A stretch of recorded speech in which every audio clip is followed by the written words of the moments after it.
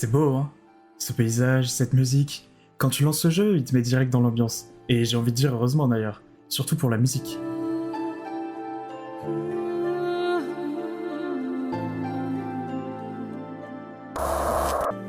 Faites pas confiance à cette petite ambiance gentillette parce que ça va vraiment pas durer. L'histoire de ce jeu, elle est vraiment bien écrite et je vais pas me contenter de juste la raconter, ça suffirait pas. Du coup, on se réserve une petite analyse pour la fin de cette vidéo, on va bien s'amuser, vous verrez. Commencer le jeu avec une musique qui dégage autant d'émotions, c'est pas un hasard. Tu peux t'attendre à une histoire mignonne, ou à une histoire triste, ou peut-être même les deux à la fois. En tout cas, il y a un narrateur.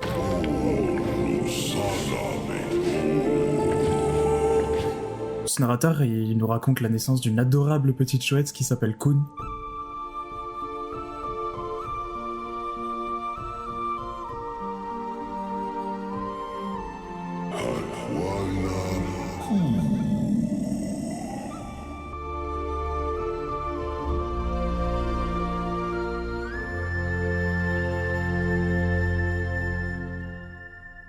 Et peut-être que vous vous demandez pourquoi ses parents ressemblent pas du tout à des oiseaux. Je vous explique. Ori est né sur une île qui s'appelle Nibel. Sur cette île, il y a un arbre qui s'appelle l'arbre aux esprits. Il y a plein d'esprits qui naissent de cet arbre et Ori en fait partie. Tout ce que vous avez besoin de savoir, c'est qu'il y a des problèmes avec l'arbre et il y a une lumière qui s'appelle Seine qui peut permettre de rétablir l'ordre. Aussi, il y a une certaine Kuro qui a l'air de vouloir arrêter Ori. Kuro, c'est encore un piaf et puis de toute façon, on va beaucoup parler de piaf dans cette vidéo. Ori est recueilli par une certaine Naru. Il fait aussi la connaissance de Gumo, une sorte d'araignée qui est contre lui au début, mais ils vont finir par bien s'entendre. Ori finira par apprendre que ce qui a conduit Kuro à autant détester la lumière, c'est qu'en fait elle a tué ses 3 enfants. Et il lui reste son dernier qui est encore dans un œuf, elle veut absolument le protéger. Et à la fin du jeu, elle réalise qu'elle faisait pas la bonne chose, donc elle se sacrifie pour amener Seine à l'arbre aux esprits. C'est tout ce qu'il faut savoir sur le premier jeu, vraiment il y a rien besoin de savoir de plus. Et donc le deuxième jeu commence par la naissance du dernier enfant de Kuro. Et donc c'est Naru et Gumo qui seront ses parents. Et en fait Kun, elle a une aile cassée, c'est ce qu'on voit dans son histoire, mais sa mère elle a laissé une plume en tant que dernier cadeau. Et donc Gumo va pouvoir attacher cette plume à l'aile cassée de Kun, ce qui permettra enfin à Kun de pouvoir voler. Et là, quand tu la vois voler avec cette musique, ça fait que 10 minutes que tu as lancé le jeu, ça fait 10 minutes que tu connais ce personnage, mais t'es déjà attaché à elle.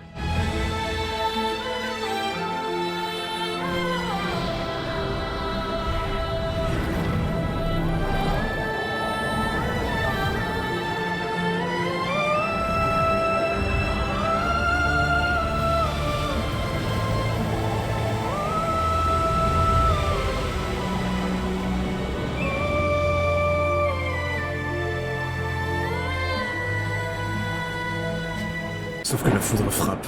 Kun et Ori arrivent sur une autre île et...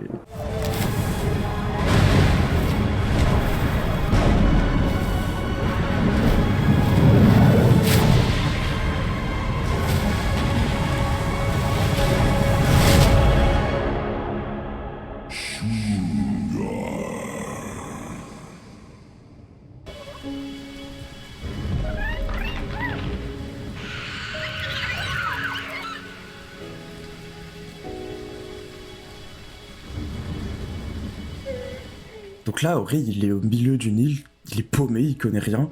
Kun, elle est pas là, donc évidemment son but c'est de la retrouver. Il va croiser cet oiseau qui s'appelle Tok.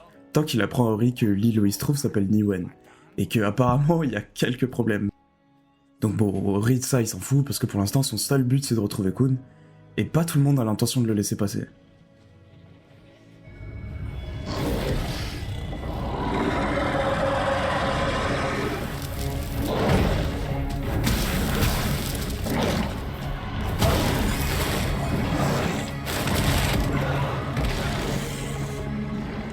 Vous aurez peut-être remarqué ces sortes de chats qui profitaient du spectacle. Ori, il va les recroiser à un moment, et ce moment, c'est quand il tombera sur cet arbre.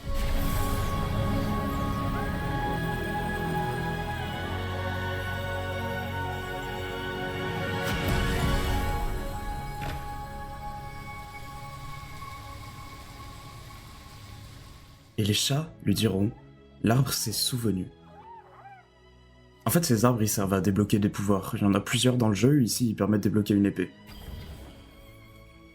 Et ces petits chats, ils s'appellent des Moki, et en fait, ils savent ce que c'est, les esprits. Ils disent juste qu'ils avaient disparu sur leur île, et du coup, ils sont assez surpris de voir Ori ici. Et ils lui disent d'aller voir un gardien. Et ce gardien, il s'appelle Kolok. Il se passe pas grand chose entre le moment où les Moki disent à Ori d'aller voir Coloc et le moment où il trouve Coloc. Il y a juste ce dialogue-là que je trouve intéressant.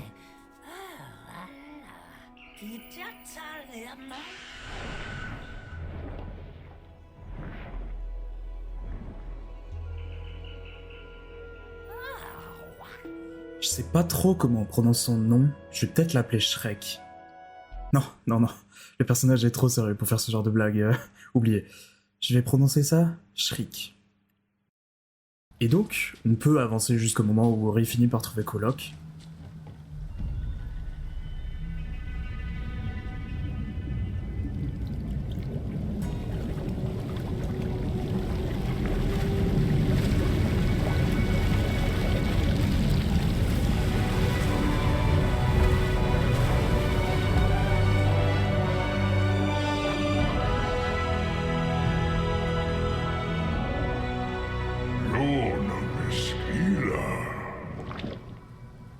Il a des nouvelles de Kun, et elles sont pas rassurantes.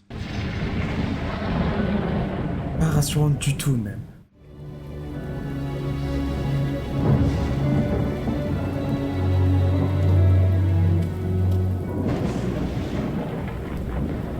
Donc vous savez ce que ça veut dire.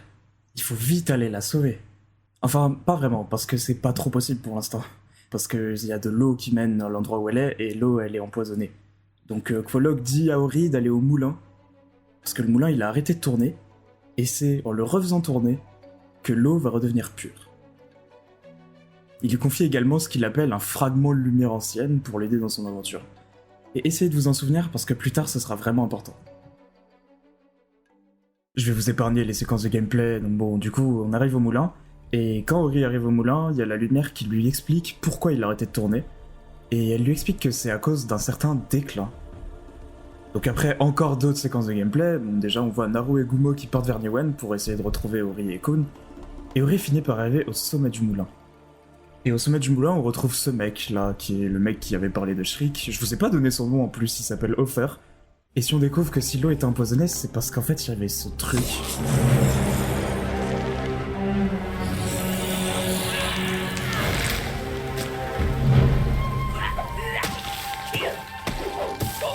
Bon, je vais pas vous montrer toute la séquence où Ori essaye de s'échapper, mais ça vaut quand même le coup que je vous montre un morceau, parce que écoutez-moi juste cette musique.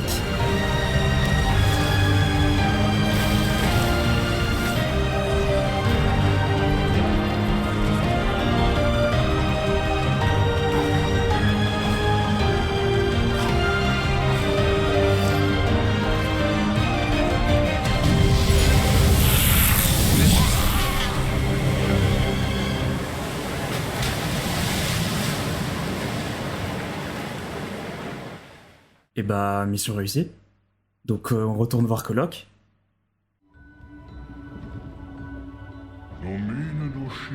Et il a des nouvelles encore moins rassurantes que la dernière fois. Parce qu'en fait, là où Kun est bloquée, elle est pas seule. Il y a quelqu'un d'autre avec elle. Et c'est cette fameuse Shriek. Sauf que Coloc nous précise bien que c'est important de la retrouver avant que Shriek le fasse. Mais le problème, c'est que c'est la région de l'île où Shriek vit. Donc ça veut dire qu'elle est déjà là. Et cette région, elle s'appelle le Bois du Silence.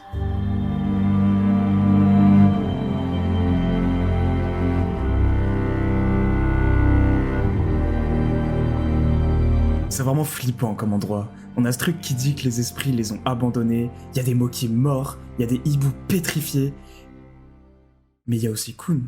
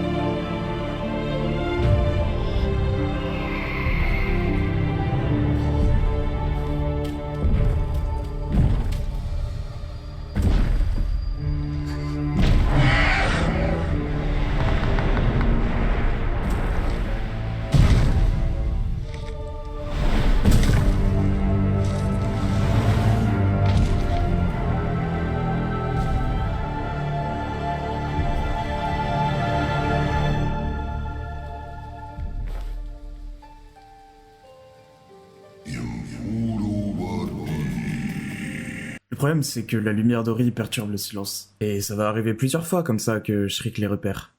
Et ils vont essayer de se cacher, tant bien que mal. Mais il y a une fois où ce sera la fois de trop.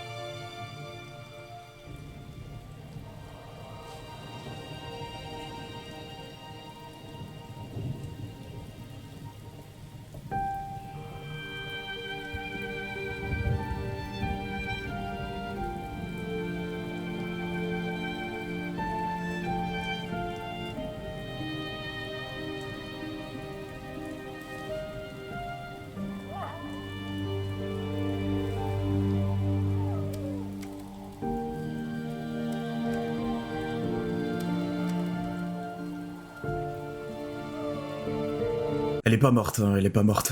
J'espère que vous étiez pas en train de pleurer. Si oui, vous inquiétez pas, elle est pas morte. D'ailleurs, j'ai une petite anecdote par rapport à ça. De base, elle était censée vraiment mourir, mais ça plaisait pas aux testeurs. Et en vrai, je les comprends, parce que devoir la sauver, ça donne un objectif en plus. Et toi, quand tu joues, t'as envie de la sauver, t'as envie qu'elle vive, Kun. Slina Skora.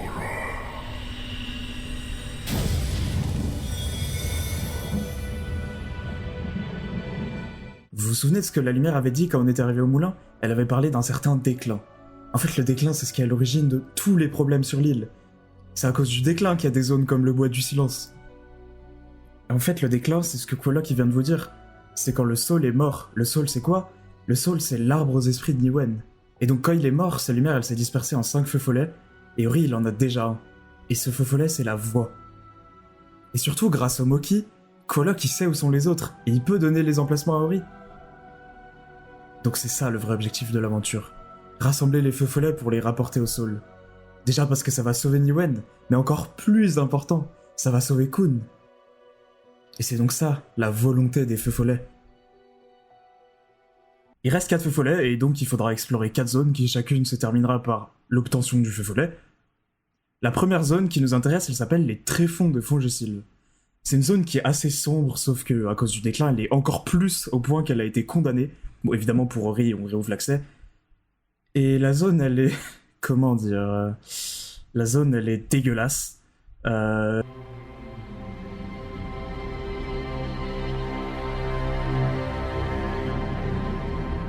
Tout est fait d'insectes morts. Certains, je me demande même s'ils sont morts, d'ailleurs. Niveau gameplay, par contre, elle commence à être intéressante. Parce que je parle pas beaucoup du gameplay depuis le début, mais ici, ça va commencer à avoir son intérêt. Donc vu que c'est la zone de l'obscurité, il y a des moments où il y a tellement peu de lumière que tu peux compter que sur celle d'Ori. Sauf qu'en fait, ces zones, elles te tuent si tu restes trop longtemps. Les ténèbres te consument, si je peux dire ça comme ça. Donc soit tu dois te dépêcher pour trouver des sources de lumière, soit t'as ces petites lucioles qui t'en procurent.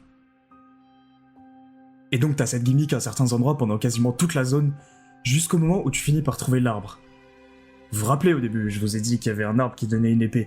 En vrai, il y en a eu plusieurs autres là, mais je vous en ai pas parlé parce que ça sert à rien. Mais à partir d'ici, ça commence à être intéressant. Parce que le pouvoir qui te donne cet arbre, c'est celui d'émettre ta propre lumière pour te protéger. Évidemment, il te le donne une fois que t'as fini la zone, sinon c'est pas drôle. Mais le vrai intérêt, c'est surtout qu'il y a un chemin qui mène à la fin de la zone, et c'était un chemin où t'as ces fameux ténèbres, mais t'as vraiment aucun moyen. Genre, Ori, il survit pas assez longtemps, et t'as pas de luciole qui t'y emmène. Donc le seul moyen, c'est d'utiliser ce pouvoir. Une fois que t'arrives enfin à ce couloir et que tu peux traverser, t'arrives au boss de la zone. D'ailleurs, attention, si vous avez peur des araignées, je vous conseille d'écouter sans regarder. Je vous dirai quand c'est bon, quand vous pourrez réouvrir les yeux. Sinon, vous pouvez avancer à ce timecode, mais ce serait dommage, vous allez rater des informations. Bon, j'ai spoil ce que c'était le boss du coup, donc je vais pas vous mettre de suspense.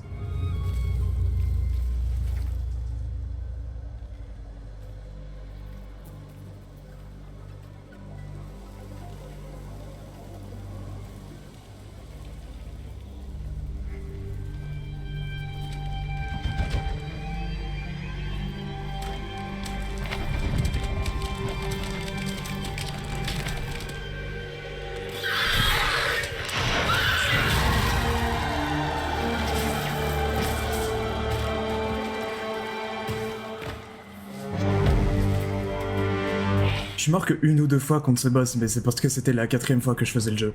Le boss il est vraiment pas simple sinon. Ori c'est pas le jeu le plus difficile du monde, mais ça reste un petit challenge quand même. Pour vous décrire vite fait ce qui se passe, il y a une phase normale où tu te bats et elle dure jusqu'à la moitié de sa vie.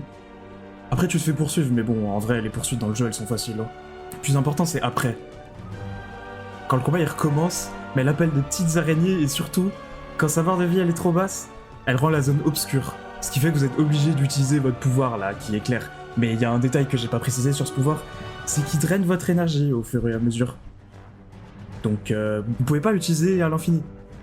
Sauf que l'énergie, elle sert aussi à vous soigner, à utiliser des armes à distance, mais surtout si vous en avez plus, la lumière elle s'éteint et vous crevez, en fait. Ça a l'air bien fun tout ça, mais pour moi le boss d'après est encore plus compliqué, et c'est d'ailleurs le boss le plus compliqué du jeu je pense. Donc vous inquiétez pas.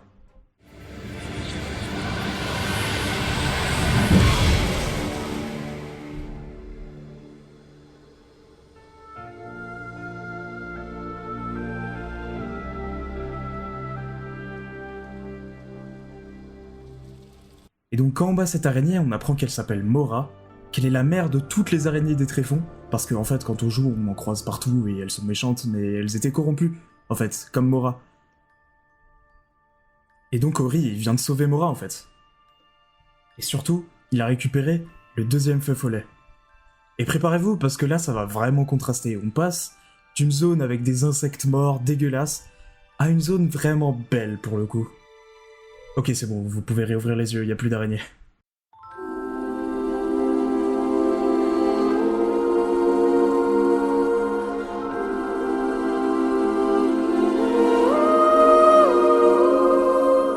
Bon, c'était facile à deviner, mais le truc dans cette zone, c'est l'eau. Et le feu follet qui est présent ici a réussi à préserver tous les bassins du déclin. C'est parce qu'en fait, ce feu follet, c'est la force de la lumière, c'est pour ça qu'elle a réussi. Ici, le gameplay se focalise surtout sur la nage. On doit débloquer des trucs à la nage, il y a même des chemins sous l'eau où on peut pas aller à cause du courant. Et encore une fois, le pouvoir que tu débloqueras, il te permet d'aller contre, mais c'est comme la zone d'avant en fait, le pouvoir tu le débloques qu'une fois que t'en es super loin. Mais cette zone, elle a aussi autre chose par rapport aux autres.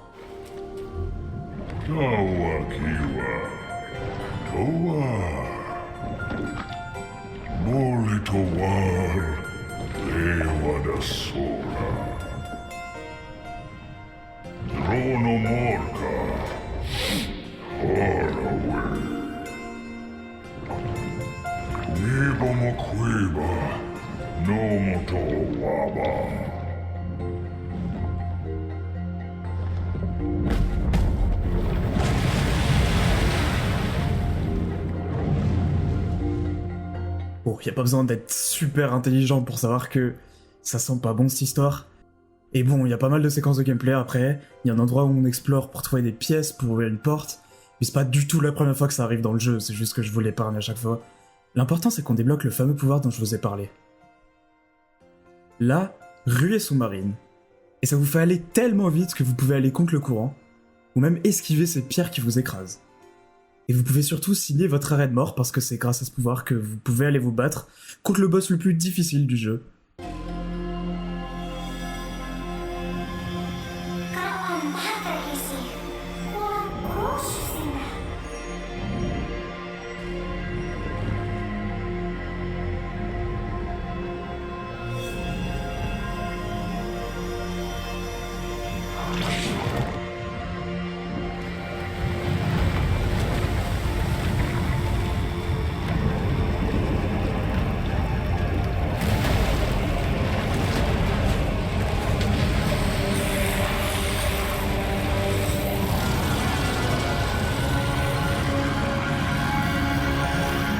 Ça commence assez tranquille parce que vous devez juste vous échapper, donc c'est une phase facile.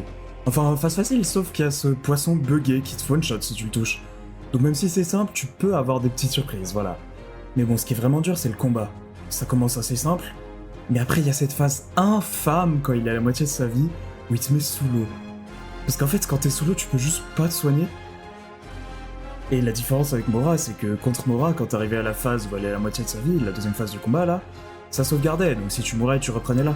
Ici non, contre Coloc, si tu meurs, tu recommences le combat depuis le début. Si seulement j'avais des enregistrements de la première fois où j'ai fait le jeu en mode difficile, vous m'auriez entendu rager pendant 2 heures. Bref, après avoir donné corps et âme, on finit par le battre. Vous vous doutez que ça va pas bien finir.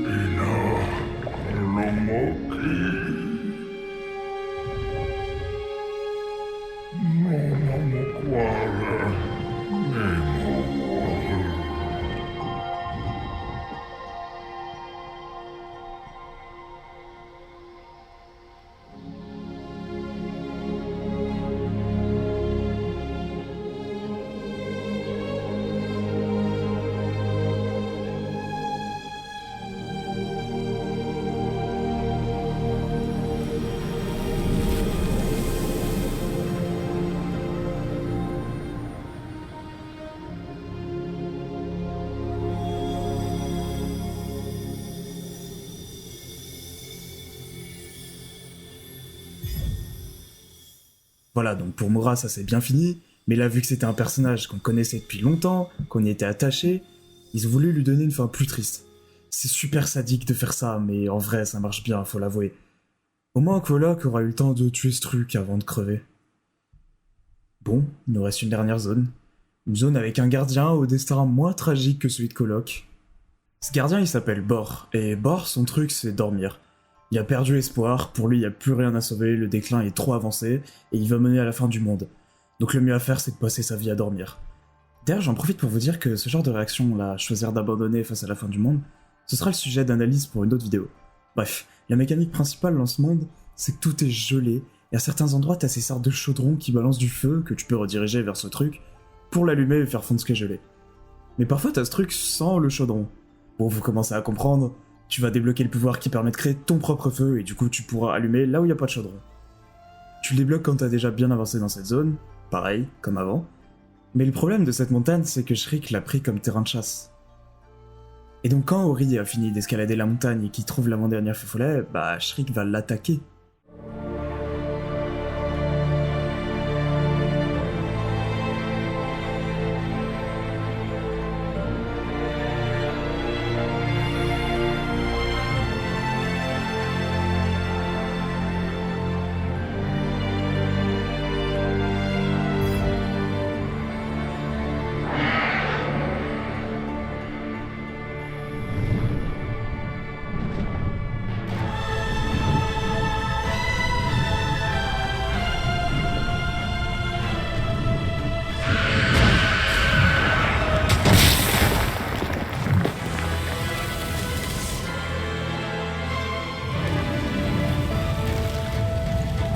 Là c'est comme la séquence avec le moulin, il n'y a pas de combat, mais il y a un escape avec une musique qui est juste incroyable.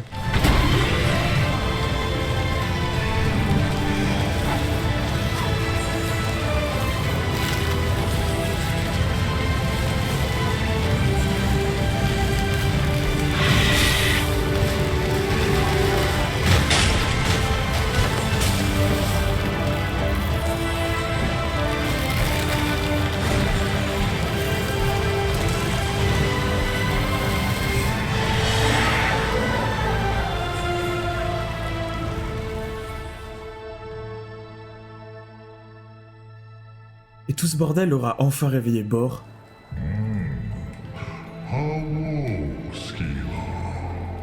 Qui a retrouvé espoir grâce au feu follet.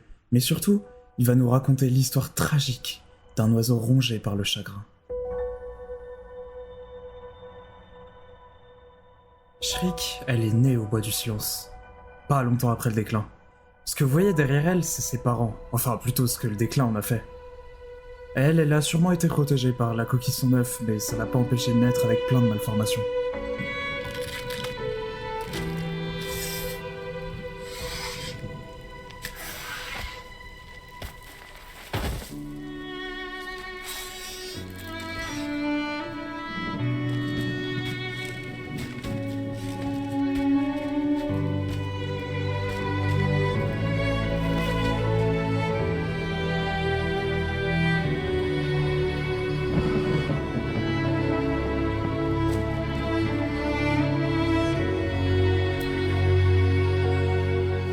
les premières secondes de sa vie, elle connaît déjà la souffrance. Elle sait pas marcher, elle sait pas voler, elle naît devant ses parents morts, elle a aucune compagnie. Donc elle va chercher cette compagnie.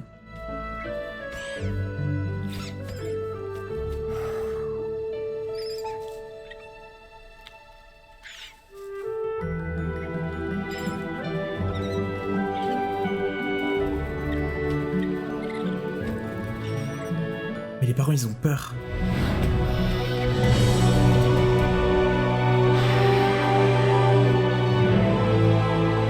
Shriek, elle est trop différente. Ils la voient comme une menace pour leurs enfants. Sûrement à cause des malformations. Donc ils la rejettent. D'ailleurs, je tiens à souligner que les bébés hiboux ici sont beaucoup moins mignons que Kun, hein, quand même. Hein. Bref. Shriek se renferme sur elle-même. Les Moki ont l'air d'avoir de la peine pour elle, mais c'est trop tard. Elle est déjà retournée au bois du silence. Elle va déjà grandir seule, dans la rancœur, dans la haine, le chagrin, toutes les émotions négatives que vous pouvez imaginer. Jusqu'à devenir cette Shriek adulte qu'on connaît, qui déteste la lumière et les oiseaux. Bon, c'est bien triste tout ça, mais Ori, il doit encore trouver un dernier feu follet. Et l'accès, il est bien protégé.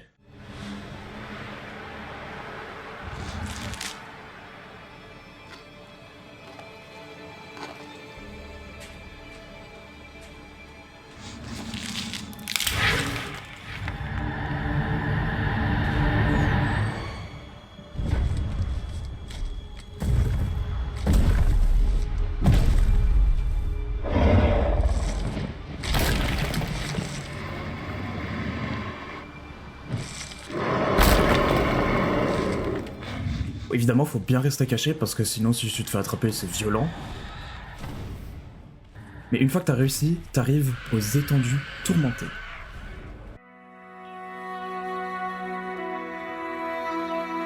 S'il fait aussi chaud et qu'il y a des tempêtes de sable, c'est parce que, déjà oui, c'est littéralement un désert, mais surtout parce que le déclin a aggravé les conditions de ce désert. Cette fois-ci, niveau gameplay, certes, il y a encore cette logique de ne pas pouvoir passer un truc, mais tu débloques le pouvoir vers la fin, donc tu peux passer le truc. Et donc, après avoir parcouru tout ce désert, s'être enfoui dans tout ce sable, Ori finit par arriver aux ruines d'Aprevent. Et c'est super intéressant comme zone parce que c'est là que le lore va se complexifier. Pour chaque île, il y a toujours un arbre et une lumière. L'arbre aux esprits pour Nibel, le Soul pour Niwen. Il y a cet équivalent partout. Mais les arbres, ils meurent forcément un jour. C'est pas que le Soul. Ça arrivera forcément à tous les arbres de toutes les îles. Et un arbre aux esprits qui meurt, ça tue tous les esprits. Et surtout, la lumière qui, elle, ne meurt jamais, elle a plus personne pour être portée.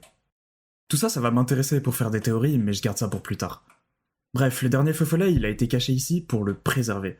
Maintenant qu'il a été retrouvé, la lumière est de nouveau complète.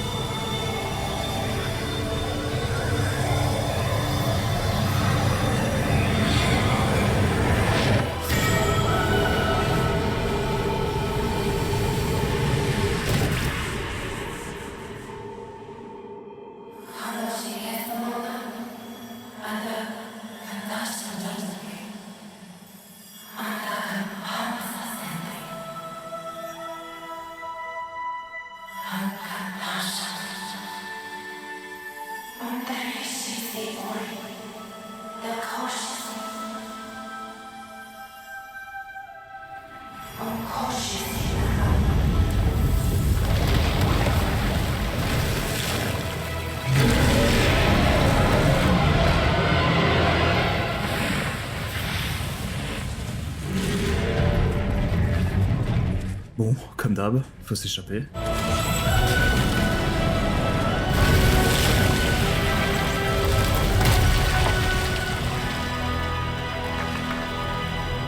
Et Serre donne à Ori sa dernière destination, la crête larmoyante. Sauf que pour y aller, faut repasser par le terrain de chasse.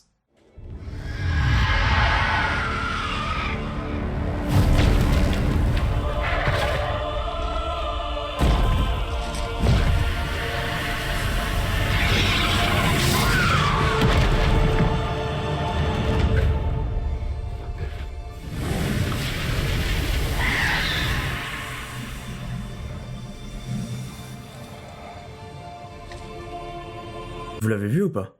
Serre était sur le point d'achever Shriek, mais Ori, qui connaît son histoire, l'en a empêché. Bon, malheureusement, ça va pas suffire parce que Shriek, elle est trop rongée par la haine, donc elle va rejeter cette proposition d'amitié.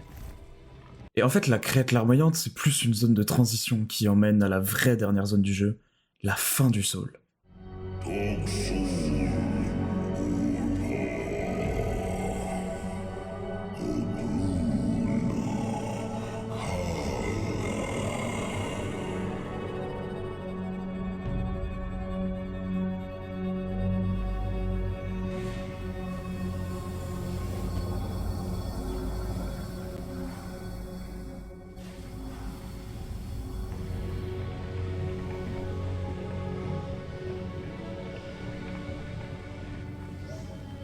Ori, c'est un Metroidvania, donc forcément c'est un jeu de plateforme. Il y a des phases assez exigeantes, mais franchement comparé à d'autres jeux, ça va. Jusqu'à ce que t'arrives à la fin du Soul. Bon, je vais pas mentir, j'ai pas trouvé cette zone aussi dure que la dernière zone du premier jeu, mais ça reste de très loin la plus exigeante quand même. Vous doutez que niveau histoire, j'ai pas grand chose à vous dire sur cette zone, à part que le moyen de détruire ce truc que vous avez vu là, c'est d'aller exploser ces machins là. Ce qui fera tomber une branche, et du coup, faut les faire une par une. T'as une map qui part un peu dans tous les sens parce que les trucs à détruire sont un peu éparpillés partout. Je veux vraiment dire éparpillés là? Bref, une fois que t'as débloqué le chemin, bah t'arrives au Soul, et Serre en est ravie, elle se dit qu'enfin elle va pouvoir y retourner et réparer les dégâts. Mais il y a un problème. Le Soul il est mort.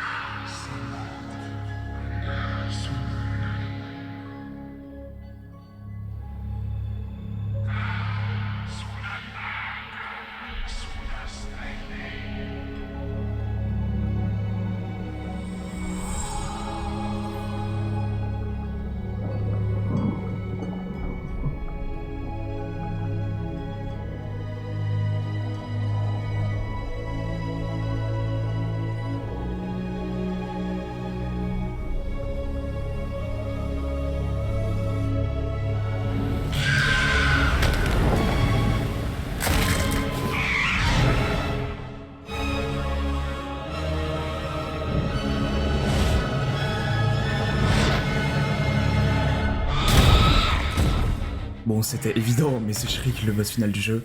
Le combat il est vraiment stylé, même s'il est pas aussi compliqué que Coloc, et malheureusement ça va être compliqué de vous le montrer en entier. Ça combine tout par contre. Tu commences par cette première phase, ensuite t'as un escape, ensuite t'as une deuxième phase, et ça se finit par ça.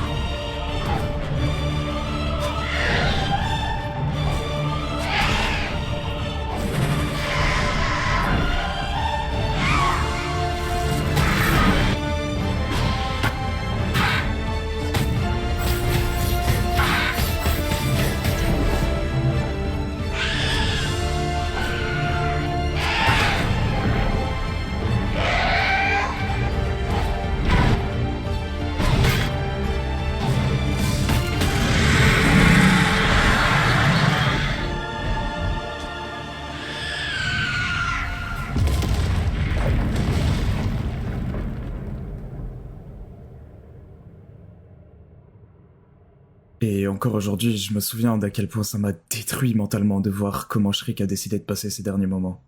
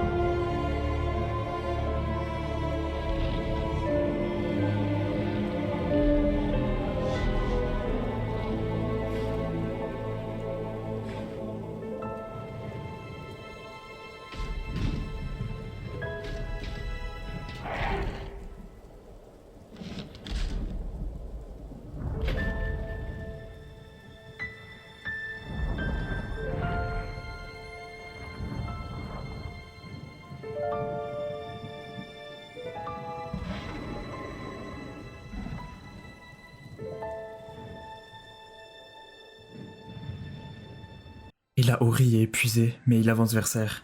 Il sait très bien que sa vie en tant qu'esprit est sur le point de se terminer. Et il se remémore tout ce qu'il a vécu, tous ceux qu'il a rencontrés, vraiment tout le monde, avant d'arriver vers Serre et faire ce qu'il reste à faire.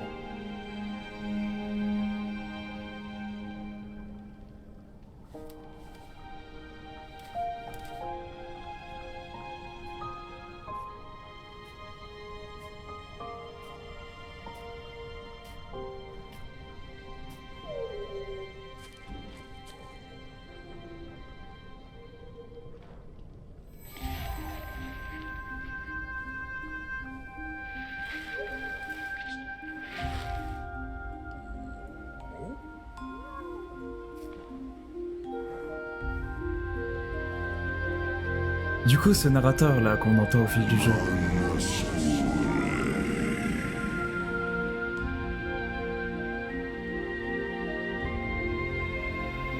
en fait c'était Ori depuis le début.